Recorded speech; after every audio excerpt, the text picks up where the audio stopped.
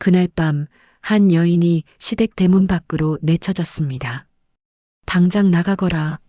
혼인한 지 5년이나 됐는데 아들 하나 못 낳는 것이 무슨 며느리냐. 조선 중기 한양에서 가장 이름난 양반가 이시댁 그 집 안채에서 한 여인이 무릎 꿇은 채 고개를 숙이고 있었습니다. 여인의 이름은 소운. 5년 전 좋은 가문의 딸로 시집왔지만 아들을 낳지 못한다는 이유로 매일같이 구박받아 왔습니다. 어머님, 제발 죽어도 여기서 죽겠습니다. 우리 이씨 가문의 대를 이을 손자를 낳지 못하는 내가 이 집에 있을 이유가 없다. 시어머니 박씨 부인의 목소리는 칼날처럼 날카로웠습니다. 그날 밤 소은은 겨울 눈이 내리는 한밤중에 친정으로 돌아가라는 명을 받았습니다. 얼마 전에 사산된 아이를 낳고 몸조리도 제대로 못한 상황에서 정확히는 쫓겨난 것입니다. 하지만 어머님, 지금은 한밤중이고 눈까지 시끄럽다. 당장 나가지 못할까? 소은은 떨리는 손으로 자신의 작은 보따리를 챙겼습니다. 그 안에는 친정에서 가져온 낡은 비녀 하나, 남편이 살아있을 때 준 작은 주머니, 그리고 겨우 몇 푼의 돈이 전부였습니다. 남편 이한결은 6개월 전 전염병으로 세상을 떠났고 그 후로 소은의 삶은 지옥이었습니다. 대문을 나서는 소은의 뒷모습을 보며 박씨 부인은 냉정하게 중얼거렸습니다. 아들도 못 낳는 것이 무슨 쓸모람. 꽝! 대문이 닫혔습니다. 소은은 눈 내리는 밤거리를 걸었습니다. 친정? 돌아갈 곳이 없었습니다. 아버지는 일찍 돌아가셨고 오라버니는 먼 지방 관직에 나가 있었습니다. 시댁에서 쫓겨난 이런 몸으로 어머니에게 돌아가는 불효는 저지를 수 없었습니다. 내가 이제 어디로 가야 하나? 추위와 절망이 온몸을 감쌌습니다. 하지만 소은은 눈물을 참았습니다. 울면 진다는 걸 알았기 때문입니다. 그렇게 한참을 걷던 소은은 어느 장터 근처에 다다랐습니다. 한밤중인데도 장터 한편에서 왁자지껄 소란스러운 소리가 들렸습니다. 이놈들을 어디다 버려야 하나? 그냥 절간 앞에다 두고 오지 뭐. 절에서도 안 받으려고 하던데? 소은이 조심스럽게 다가가 보니 너댓 명의 사내들이 광주리 2개를 바닥에 내려놓고 있었습니다. 그리고 그 광주리 안에는 갓난아기 2이 들어 있었습니다. 저기, 무슨 일이십니까? 소은이 물었습니다. 사내들이 소은을 보더니 한숨을 쉬었습니다. 이 아이들 말이요? 어떤 양반댁 하인이 몰래 맡기고 갔는데 쌍둥이라 키울 수가 없다더군. 그래서 우리도 어쩔 수 없이. 쌍둥이. 조선시대의 쌍둥이는 불길하다 여겨졌습니다. 특히 양반가에서는 더욱 그랬습니다. 소은은 광주리 속 아이들을 내려다보았습니다. 2 아이는 똑같이 생긴 사내 아이들이었습니다. 그런데 이상했습니다. 한겨울밤인데도 아이들은 울지 않고 또렷한 눈으로 소은을 올려다보고 있었습니다. 그 눈빛, 소은은 알 수 없는 전율을 느꼈습니다. 갓난아기의 눈이라고 보기엔 너무나 맑고 또렷하고 총명해 보였습니다. 이 아이들을 제가 데려가면 안 될까요?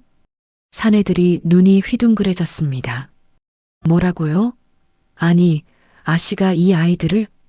예. 얼마를 드리면 될까요? 소은은 떨리는 손으로 보따리를 열었습니다. 그 안에 있던 돈 전부를 꺼냈습니다. 남편이 죽기 전 쥐어준 마지막 돈, 친정에서 가져온 비상금, 모두 합쳐 은자 5냥이었습니다. 이게 전부인데 부족하면.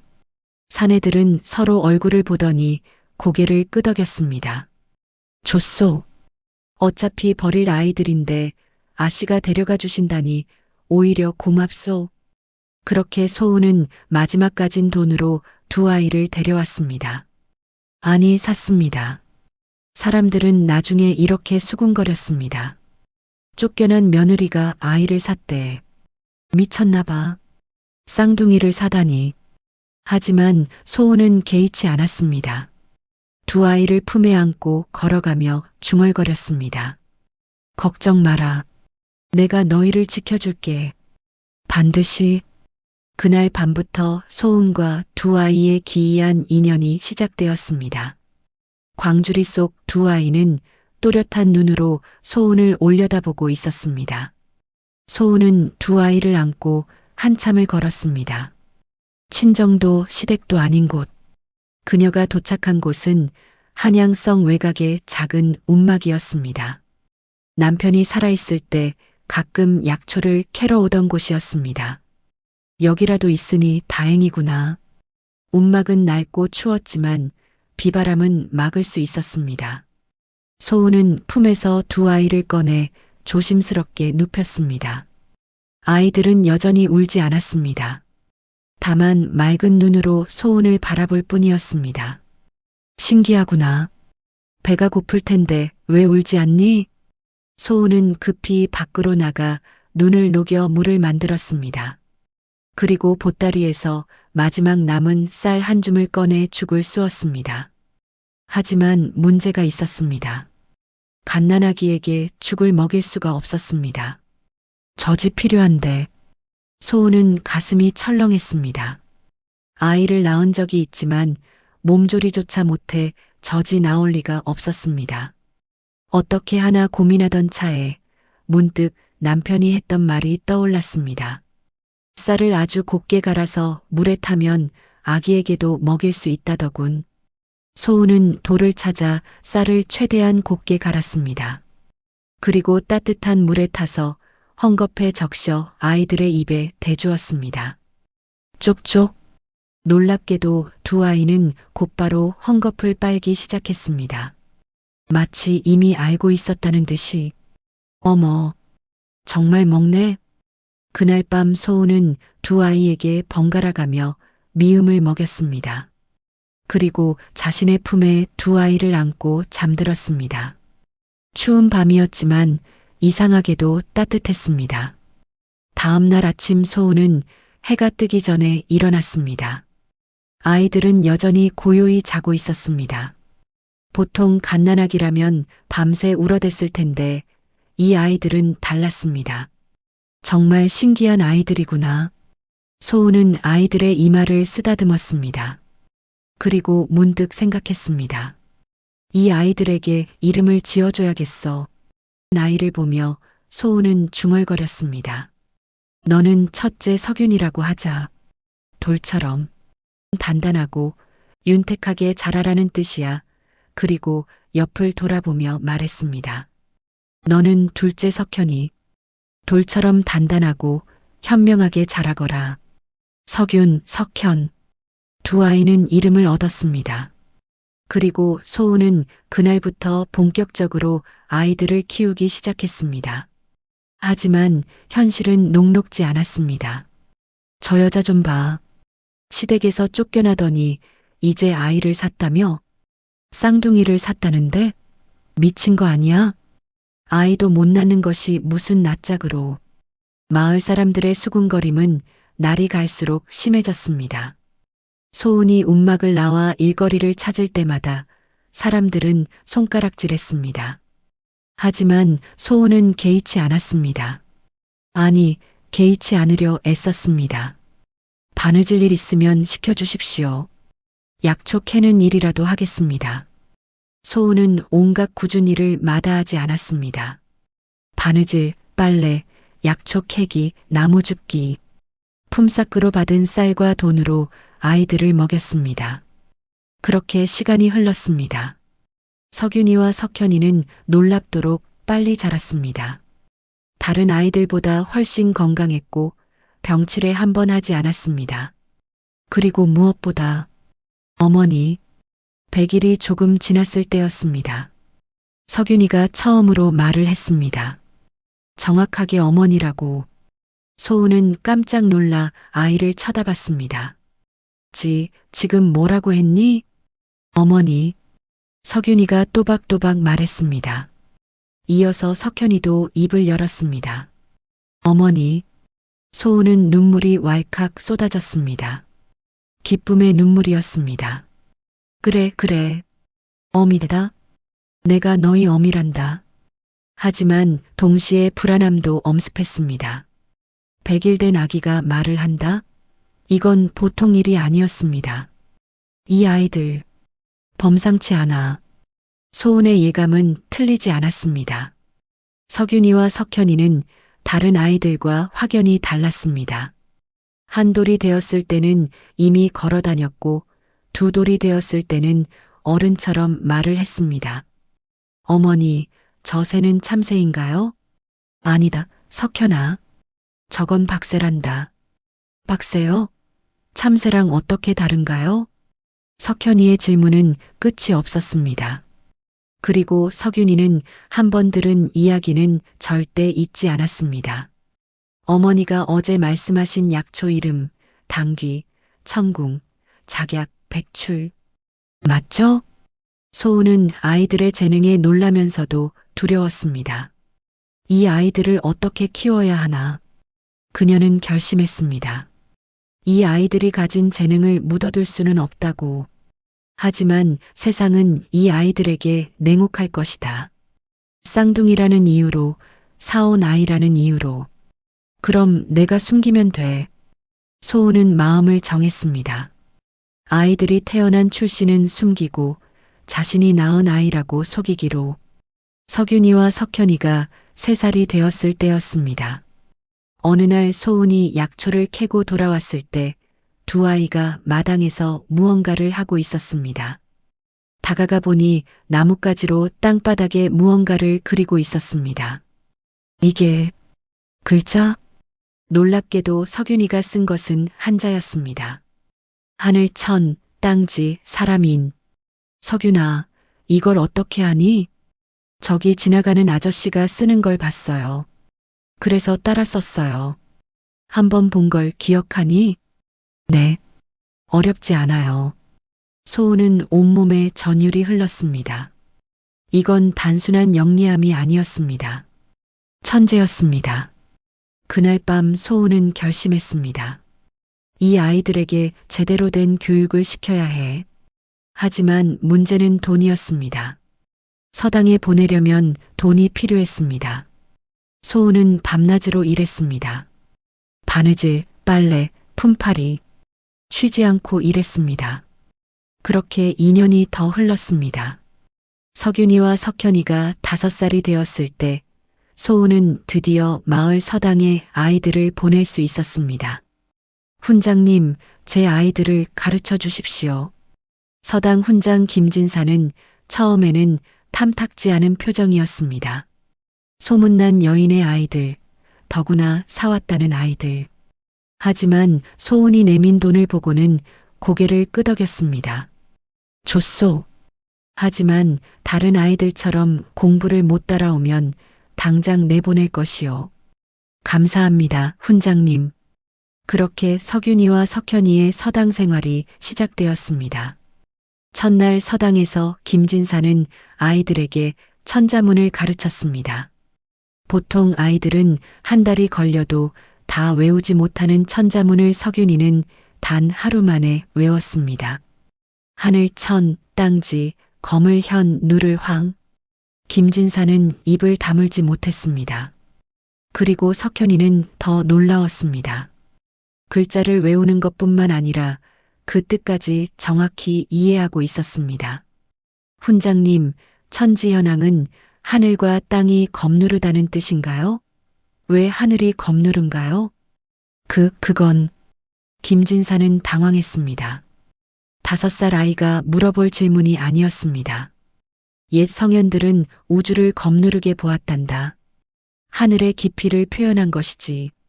아, 그렇군요. 그럼 우주는 끝이 있나요? 석현이의 질문에 김진사는 말문이 막혔습니다. 이 아이들은 범상치 않다. 그날 저녁 김진사는 소은을 불렀습니다. 대개 아이들은 보통이 아니오. 내가 30년 훈장 생활을 했지만 이런 아이들은 처음이요. 소은의 가슴이 두근거렸습니다. 그렇습니까? 이 아이들을 내가 제대로 가르치겠소. 돈은 받지 않겠소. 네, 그게 무슨 대신 조건이 있소. 이 아이들의 출신을 절대 밝히지 마시오. 세상은 출신을 따지지만 재능은 출신을 가리지 않소. 김진사는 알고 있었습니다. 이 아이들이 제대로 배우기만 하면 조선 최고의 인재가 될 것이라는 것을. 그날 밤 소은은 눈물을 흘렸습니다.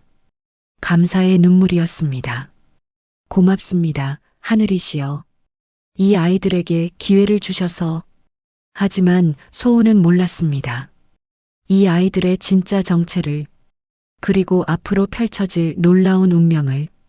서당에서 석윤이와 석현이는 다른 아이들과는 달랐습니다.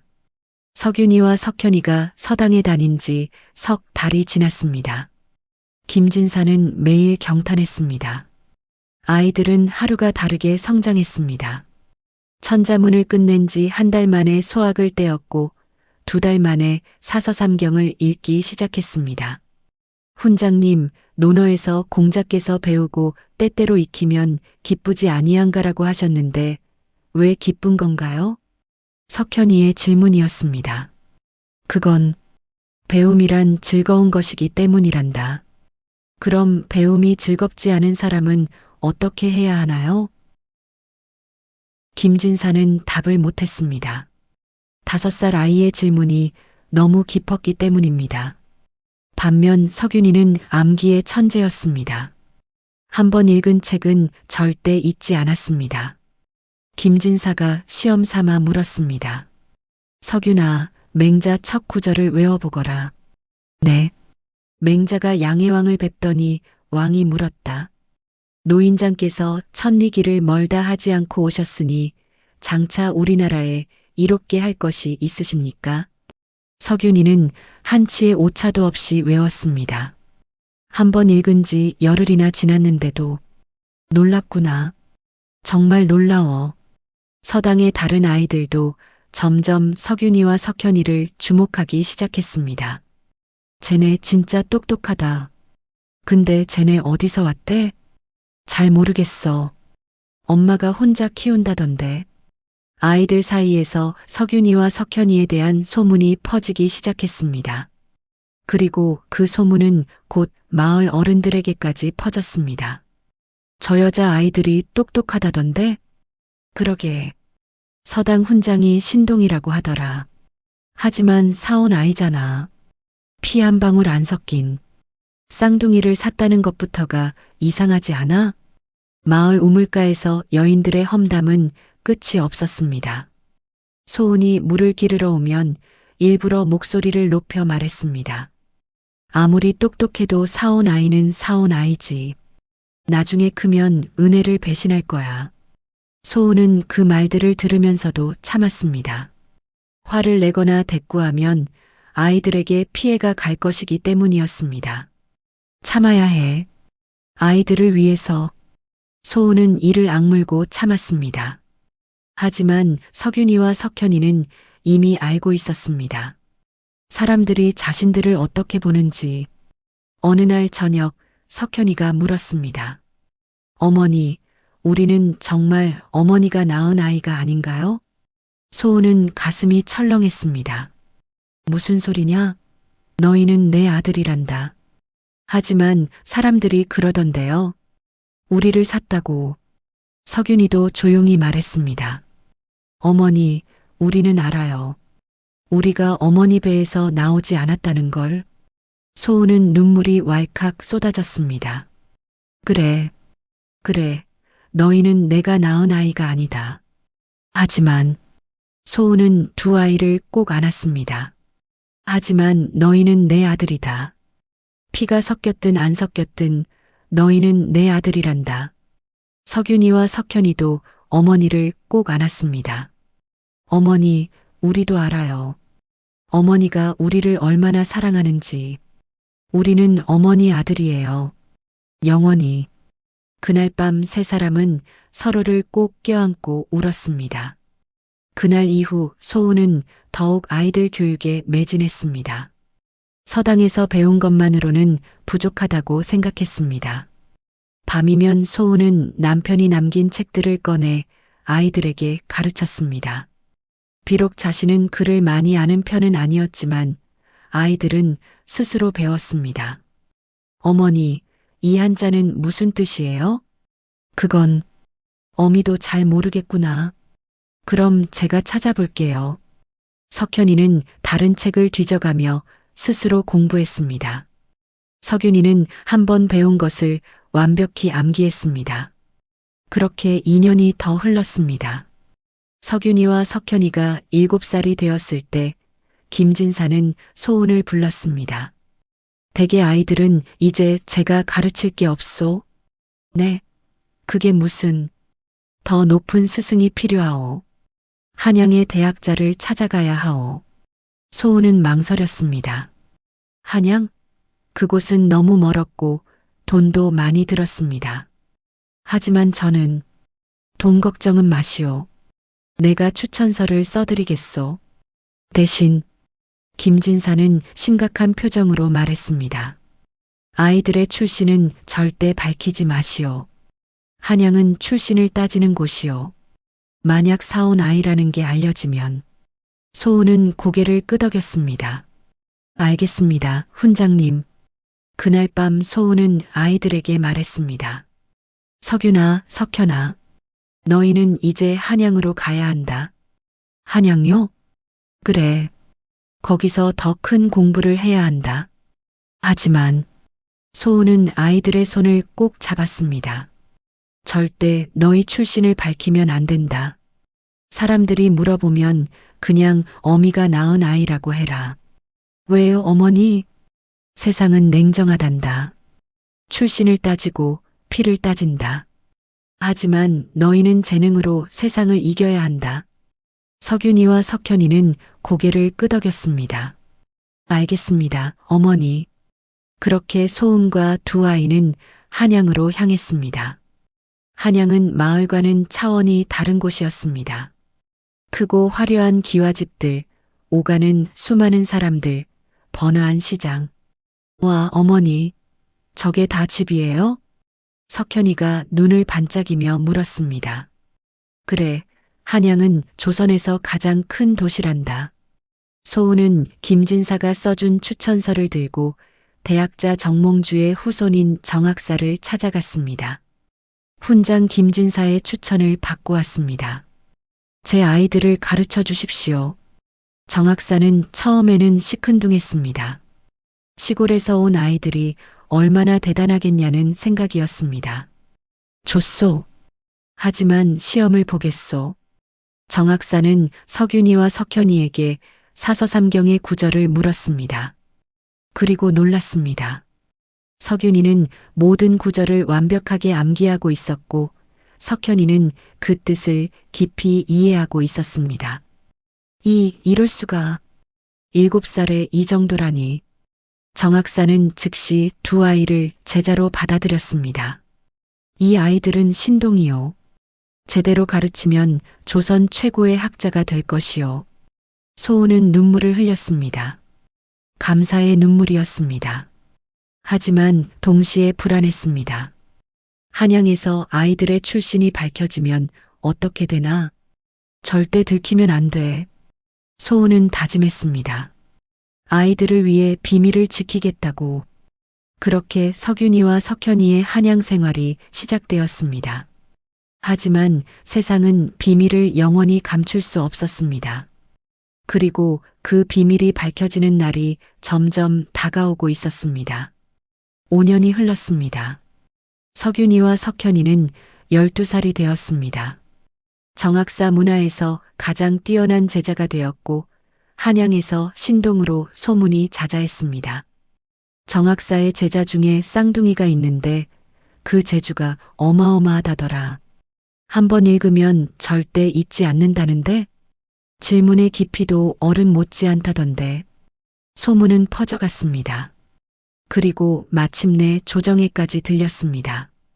대신들이 왕에게 아뢰었습니다. 전하, 한양에 쌍둥이 신동이 있다 하옵니다. 신동이라 어떤 아이들인가? 정학사 문화의 제자들로 석윤, 석현이라 하옵니다. 왕은 흥미를 보였습니다. 그 아이들을 한번 불러보도록 하라. 소우는 이 소식을 듣고 가슴이 철렁했습니다. 드디어 들통나는 건가? 하지만 석윤이와 석현이는 오히려 담담했습니다. 어머니, 괜찮아요. 우리는 실력으로 인정받을 거예요. 그래, 그래야지. 소우는 불안한 마음으로 아이들을 궁궐로 보냈습니다.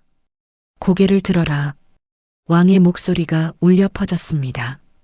석윤이와 석현이는 천천히 고개를 들었습니다. 왕은 두 아이를 보며 신기한 듯 중얼거렸습니다. 정말 똑같이 생겼구나. 쌍둥이라. 조선에서 쌍둥이는 흔치 않았습니다. 특히 양반가에서는 더욱 그랬습니다. 왕은 호기심이 생겼습니다. 너희들의 부친은 누구냐? 석윤이가 침착하게 대답했습니다. 부친은 일찍 돌아가셨고 모친께서 홀로 저희를 키우셨습니다. 그래, 부친의 이름은? 잠시 침묵이 흘렀습니다.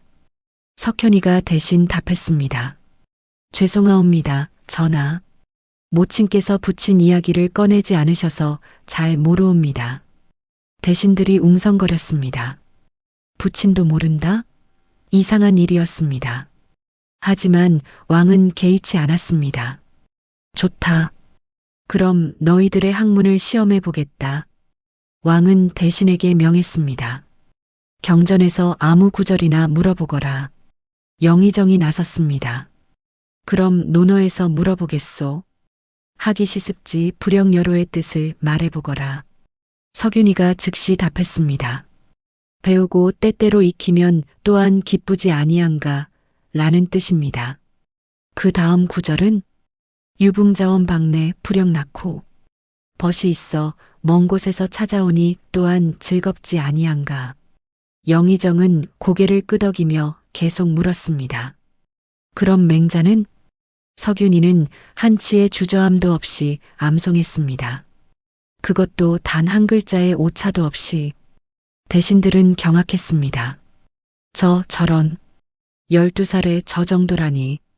이번에는 병조 판서가 석현이에게 물었습니다. 그럼 너는 병법을 아느냐? 조금 공부했습니다. 손자병법의 핵심은 무엇이냐? 석현이가 또렷하게 답했습니다. 병법의 핵심은 싸우지 않고 이기는 것입니다.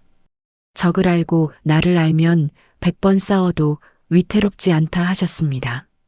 좋다. 그럼 실제 전쟁에서 어떻게 적용하겠느냐? 석현이는 잠시 생각하더니 답했습니다. 먼저 적의 지형과 병력을 파악하고 우리의 강점을 살려 약점을 공격해야 합니다. 하지만 무엇보다 중요한 것은 백성의 마음을 얻는 것입니다. 백성이 따르지 않으면 전쟁은 이길 수 없습니다. 병조판서는 입을 다물지 못했습니다. 12살 아이의 말이 아니로군. 왕은 흡족한 표정으로 고개를 끄덕였습니다. 훌륭하다.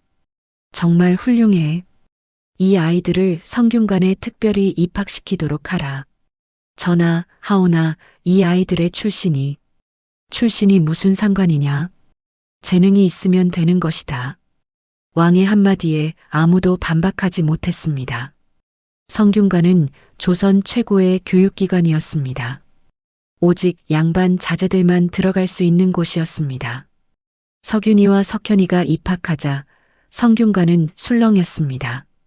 저 쌍둥이가 왕께서 특별히 입학시킨 아이들이래. 출신이 미천하다던데? 하지만 학문은 엄청나다던데. 학생들의 시선은 차가웠습니다. 출신을 따지는 양반 자제들에게 석윤이와 석현이는 이방인이었습니다. 특히 좌이정의 아들 이기정은 노골적으로 적대감을 드러냈습니다. 너희 부친이 누구냐? 대답 못하겠나? 아, 그렇지. 부친도 모르는 천출이었지. 이기정의 무리들이 킥킥거렸습니다. 하지만 석윤이는 침착하게 답했습니다. 부친이 누구든 중요한 것은 우리의 학문입니다. 뭐, 감히. 실력으로 겨루시겠습니까?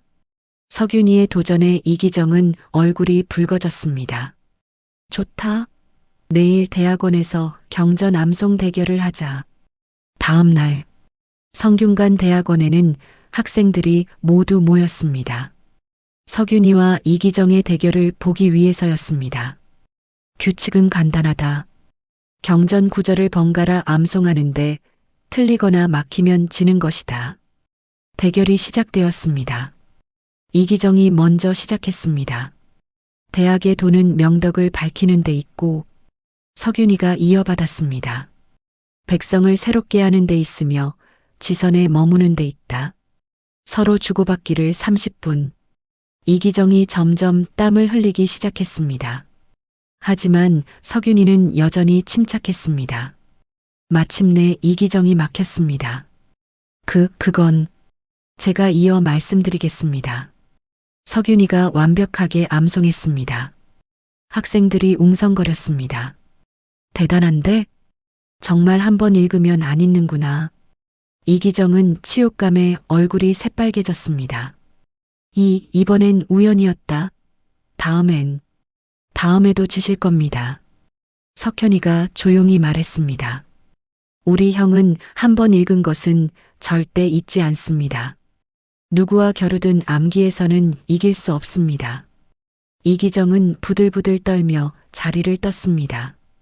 그날 이후 성균관에서 석윤이와 석현이의 명성은 급격히 높아졌습니다. 성균관에 쌍둥이 신동이 있다던데? 그래, 한 명은 암기의 천재고 한 명은 사고의 천재래. 하지만 출신이 미천하다던데? 그게 무슨 상관이야. 실력이 있으면 되지. 소문은 빠르게 퍼져나갔습니다. 그리고 그 소문은 마침내 소은의 귀에도 들어왔습니다. 소은은 불안했습니다. 아이들이 유명해질수록 출신이 밝혀질 위험도 커졌습니다. 제발 들키지 않기를. 하지만 세상은 소은의 기도를 들어주지 않았습니다. 어느 날 성균관의 한 노인이 찾아왔습니다. 초라한 행색의 노인이었지만 눈빛만은 날카로웠습니다. 석현이라는 학생을 만나고 싶소. 누구신데 학생들을 찾으시오? 그냥 옛 인연이 있어서. 노인은 석윤이와 석현이를 만났습니다. 그리고 두 아이의 얼굴을 한참 뚫어지게 바라봤습니다. 너희들 몇 살이냐? 12살입니다. 12년 전이라. 맞아. 노인은 눈물을 흘렸습니다. 내가 잘못했다. 내가 너희를 버렸다. 석윤이와 석현이는 놀랐습니다. 어르신, 무슨 말씀이십니까? 노인은 떨리는 목소리로 말했습니다. 나는 권진사라 하오. 12년 전 내 며느리가 쌍둥이를 낳았소 하지만 나는 쌍둥이가 불길하다 하여 며느리에게는 죽었다고 하고 아이들을 버렸소. 그리고 며느리를 쫓아내는 걸 알면서도 말리지 못했소. 석윤이와 석현이는 숨이 멎는 듯 했습니다. 그럼 너희가 바로 그 아이들이다. 내 친손자들이란 말이다. 용서해다오. 이 늙은이를 용서해다오. 권진사는 무릎을 꿇고 울었습니다. 석윤이와 석현이는 믿을 수 없었습니다. 그럼 우리를 키운 어머니는? 그 여인이 누구냐? 소은이라는 분입니다. 권진사는 더욱 울었습니다. 소은, 내 며느리였던 소은. 그 여인이 너희를 키웠단 말이냐? 권진사는 모든 진실을 털어놓았습니다. 나는 나중에 후회했소. 하지만 이미 늦었소. 며느리도 아이들도 찾을 수 없었소. 석윤이는 주먹을 불끈 쥐었습니다. 그럼 어머니께서 시댁에서 쫓겨난 게 미안하다. 정말 미안하다. 석현이가 차갑게 말했습니다. 어머니께서는 우리를 샀다고 하셨습니다. 그게 무슨 의미인지 아십니까? 어머니께서는 우리의 친모라는 사실도 모른 채 우리를 친자식처럼 키우셨습니다. 얼마나 고생하셨는데. 석윤이도 말했습니다. 어머니는 우리에게 절대 원망의 말씀을 하지 않으셨습니다. 다만 우리가 훌륭하게 자라기만을 바라셨습니다. 권진사는 더욱 통곡했습니다. 내가 잘못했다. 며느리를, 너희를 버린 내가 잘못했다.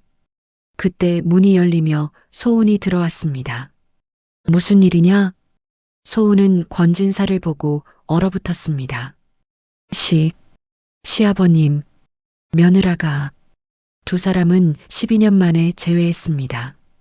권진사는 소은 앞에 무릎을 꿇었습니다. 용서해 주시오.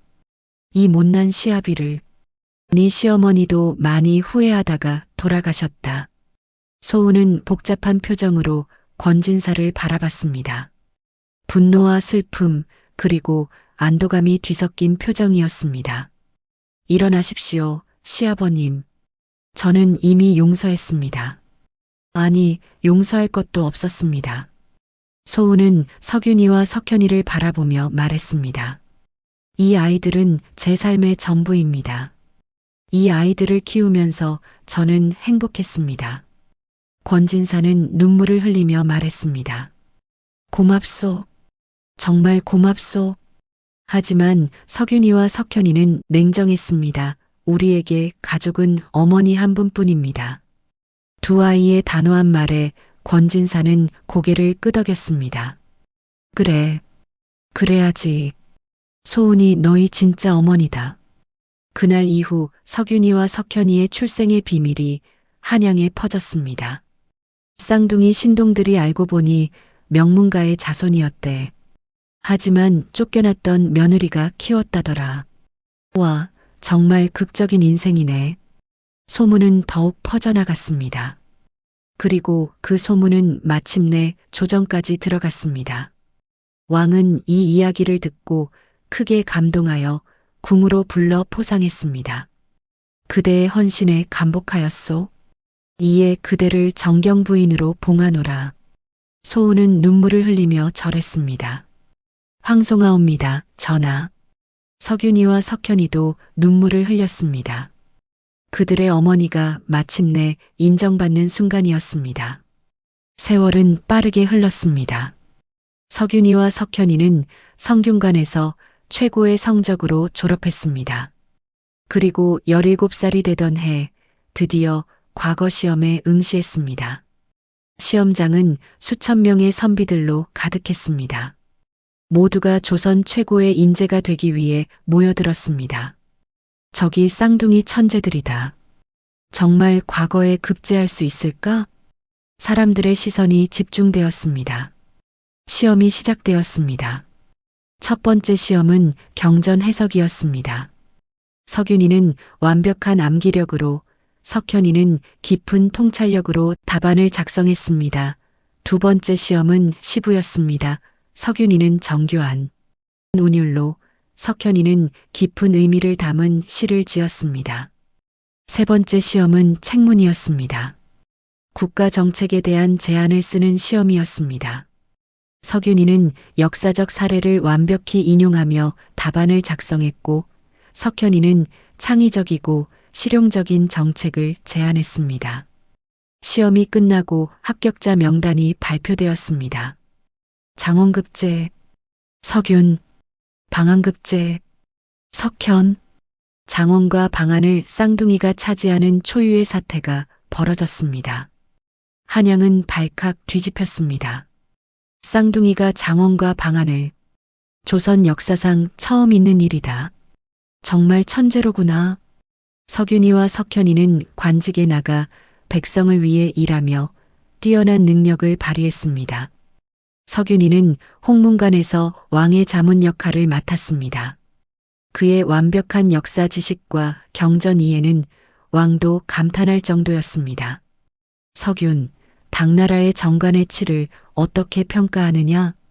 전하, 정관의 치는 군신 간의 신뢰로 이루어졌습니다. 태종은 위증의 간언을 받아들였고 그것이 태평성대를 이뤘습니다. 그렇다면 우리 조선은? 전하께서도 신하들의 간언에 귀 기울이신다면 조선도 정관의 치를 이룰 수 있습니다. 왕은 고개를 끄덕였습니다. 옳은 말이다.